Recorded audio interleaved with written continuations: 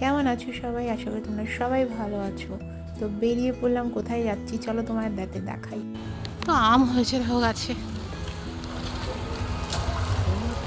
তো আমরা যাচ্ছি আজকে আমাদের কোন্নগরে শকুন্তলা মায়ের আজকে পুজো, সেখানে যেখান দিয়ে ঠাকুর বেরাবে সেইখানেই আমরা যাচ্ছি।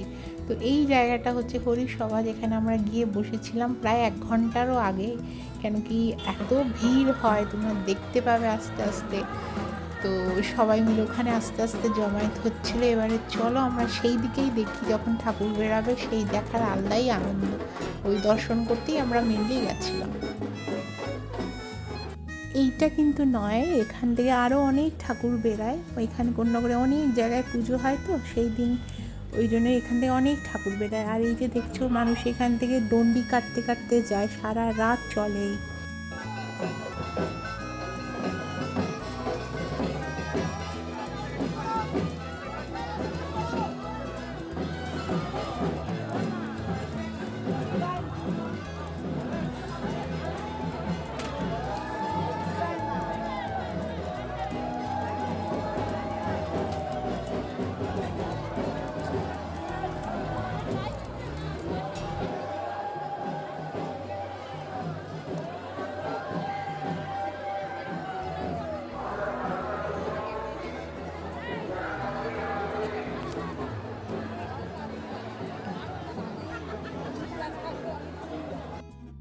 বিশ্বাস করবে না, অধীর অপেক্ষায় আমরা সবাই দেখছো দাঁড়িয়ে আছি, আর যেন ভিড় বেড়েই চলেছে।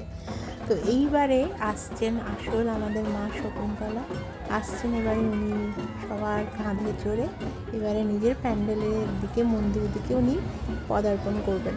তো এই যে ভিড় দেখছো, এইটাই হচ্ছে মানে দেখার মতো। মানে সেই দিন মানে কোন্নগরে কেন, বাইরের থেকেও প্রচুর মানুষ আসে এই দর্শন করতে মাকে। এখানে নিয়মই হচ্ছে সারা রাত পুজো হবে, তারপরে ভোরবেলা সূর্য ওঠার আগে আবার মায়ের বিসর্জন হয়ে যায়। তো এটাই নিয়ম চলে আসছে আজ বহু বছর ধরে।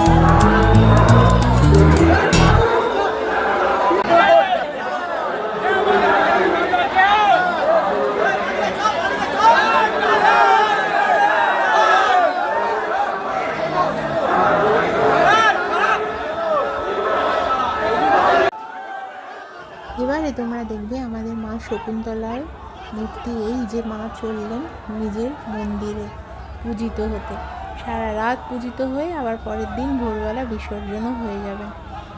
এই দেখার জন্যই আমরা অপেক্ষায় এত সময় বসে থাকি আমরা, এইটুকুনি একটু ঝলক পাওয়ার জন্য। আসলে মন্দিরের ওদিকে বিশ্বাস করবে না, যাওয়া যেতে পারে না, এত ভিড় হয়, এত ভিড়, আর সারা রাত ভিড় হয়। আর মানুষের জনসমুদ্র দেখছো, মানে আশ্চর্য, বিশাল বিশাল জনসমুদ্র।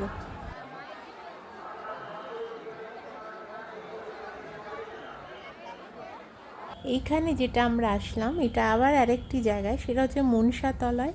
এখানেও মায়ের পুজো হয়। এটা হচ্ছে আরও পুরনো, এটা হচ্ছে প্রায় 174 বছরের পুজো এবারে। এই হচ্ছেন মা, ওখানে পূজিত হয়। এখানেও সেমই নিয়ম হচ্ছে, আবার পরের দিন ওই ভোরবেলা মায়ের আবার বিসর্জনও হয়ে যায়। তো এটাও আমরা দর্শন করতে এসেছিলাম এখানে। মানে আমাদের কোন্নগরে এই দিনে মানে একটা উৎসব মুখর হয়ে থাকে পুরোটা একদিন ধরে। পুরো কোন্নগর পুরো একটা অন্যই রকম হাবভাব, পুরো ব্যাপারটাই পুরো অন্যরকম, মানে পুরো উৎসব। আবার তারপরে 1 বছরের আবার অপেক্ষা।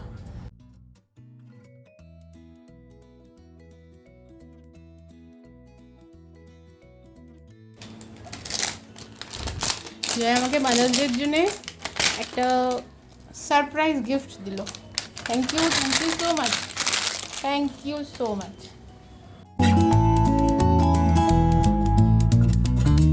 এটা পরের দিন, আজকে মাদার্স ডে। তো happy mother's day to all mothers. আমার দিক দিয়ে, তো জয়ের দিক দিয়ে একটা ছোট্ট গিফট পেলাম, very nice, thank you so much.